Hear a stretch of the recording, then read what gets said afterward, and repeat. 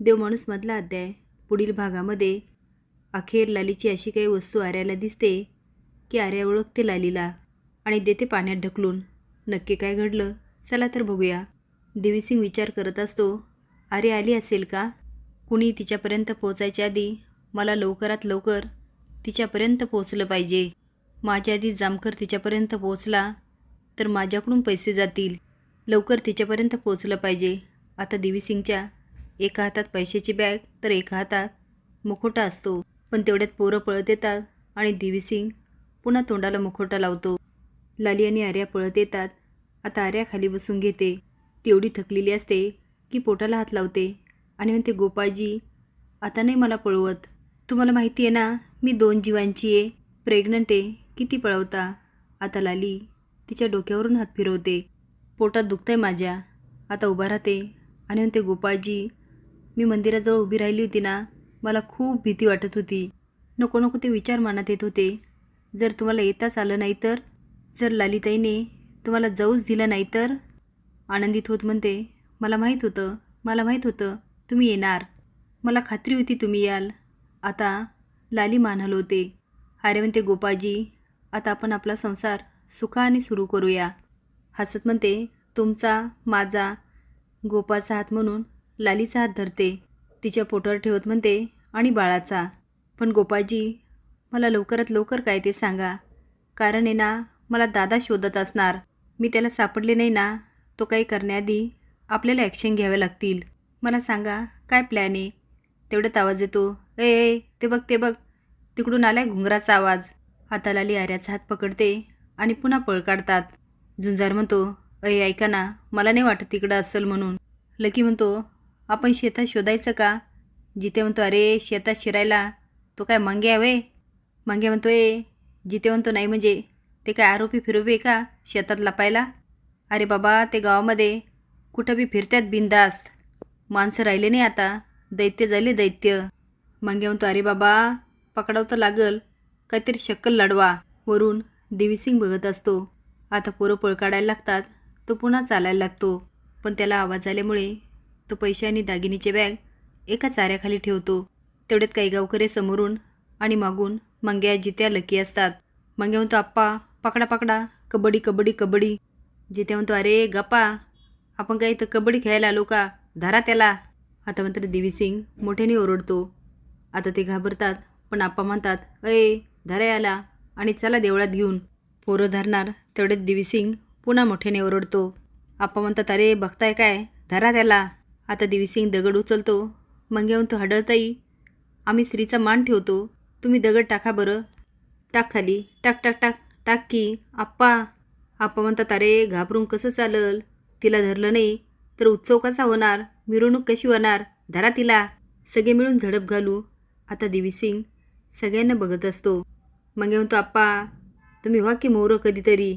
आप्पा म्हणतात, अरे मी काय घाबरतो वे, धरा तिकडून. आता आप्पा देवीसिंगला गच्च पकडतात.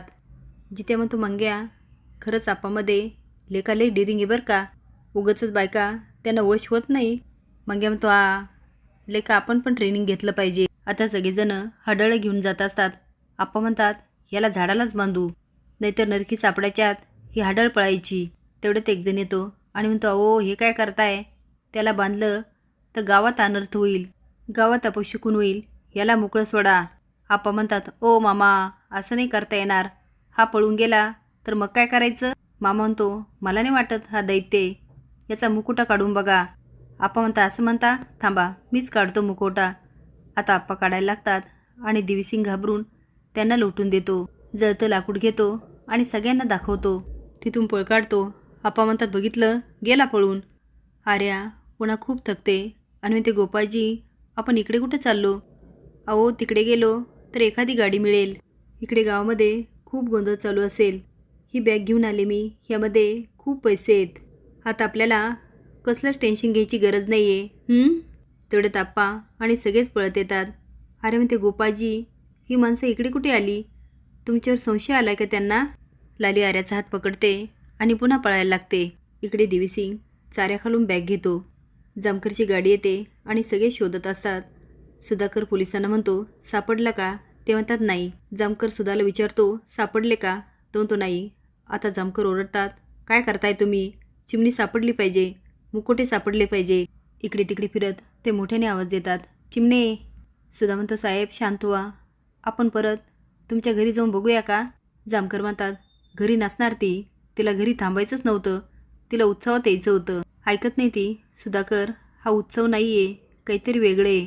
कुणाला तरी काहीतरी सिद्ध करायचं आहे ह्या उत्सवाच्या आडून.